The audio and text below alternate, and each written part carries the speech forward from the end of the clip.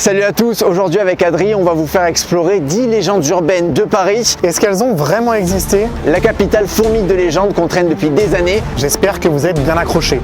Savez-vous les secrets qui se cachent sous Paris ou encore qu'il y a un fantôme en plein cœur de la capitale? Le parrain est probablement inspiré par le quartier Pigalle. La forme de la tour Eiffel est-elle un message caché? Le diable a-t-il participé à la construction d'un des monuments historiques de Paris?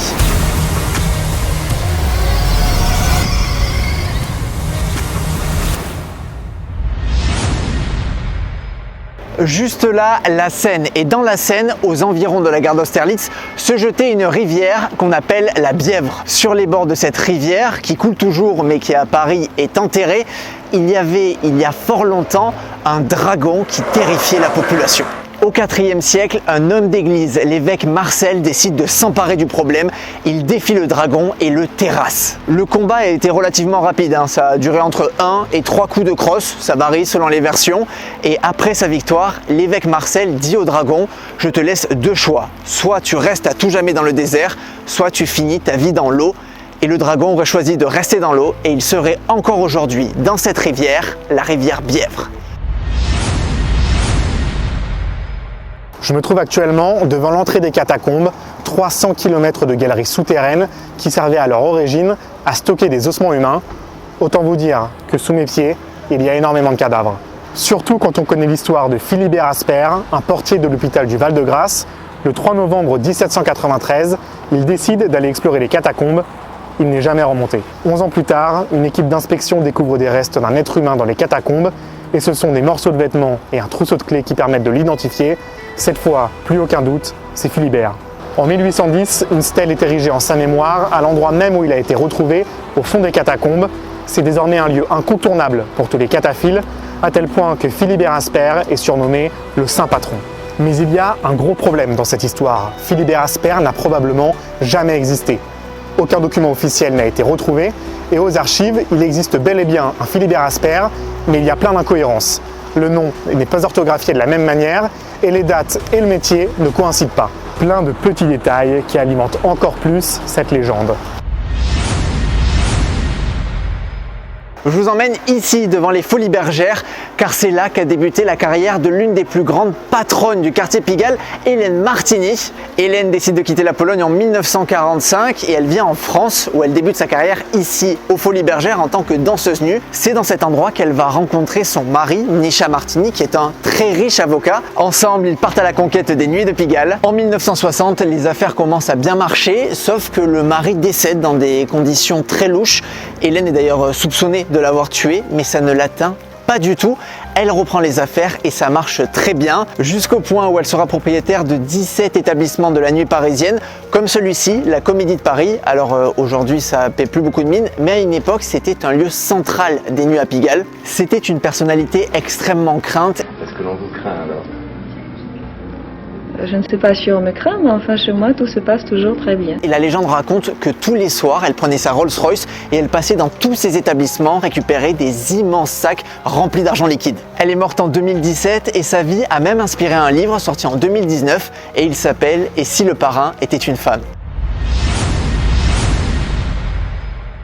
À Pigalle, il n'y a pas que les soirées et les cabarets, il y a aussi le 1 avenue Frochot, une maison que l'on soupçonne d'être hantée. Elle est construite en 1823, son premier propriétaire est retrouvé mort d'une maladie dans la maison, mais ce qui fait vraiment prendre un tournant à cette histoire, c'est le meurtre de la femme de chambre des Folies Bergères au début du XXe siècle. Elle est retrouvée morte dans les escaliers de la maison à coups de tisonnier, c'est un outil pour la cheminée. Depuis, elle hante les lieux. Mort violente, assassinat, vibrations étranges, bruits sinistres, tous les occupants ont eu le droit à la malédiction de la femme de chambre. Un journaliste s'y sentait comme dans un tombeau, il est mort. Deux bonnes sœurs se font assassiner sans jamais qu'on ne retrouve le coupable et Sylvie Vartan s'en serait même enfuie. Le dernier propriétaire a eu peur de cette histoire, il a donc exorcisé la maison. Le 1 avenue Frochot est-il toujours sous l'emprise de la femme de chambre? On ne le saura probablement jamais. En 1980, la France dévoile son projet de mettre une pyramide devant le musée du Louvre. Dans la brochure officielle, il est écrit qu'elle sera composée de 666 vitres. Évidemment, vous le savez, 666, c'est le chiffre de Satan. Et ça fait un vrai bad buzz, la presse s'en empare. On dit même partout que le président de l'époque, François Mitterrand, salut François, est un vrai sataniste. Bon, depuis, ça a été démenti. La direction du musée a dit qu'en fait, elle était composée de 673 vitres. Et cette légende urbaine, elle est revenue dans l'actu en 2003 avec la sortie du bouquin Da Vinci Code. Bon, moi je vous laisse, je vais compter.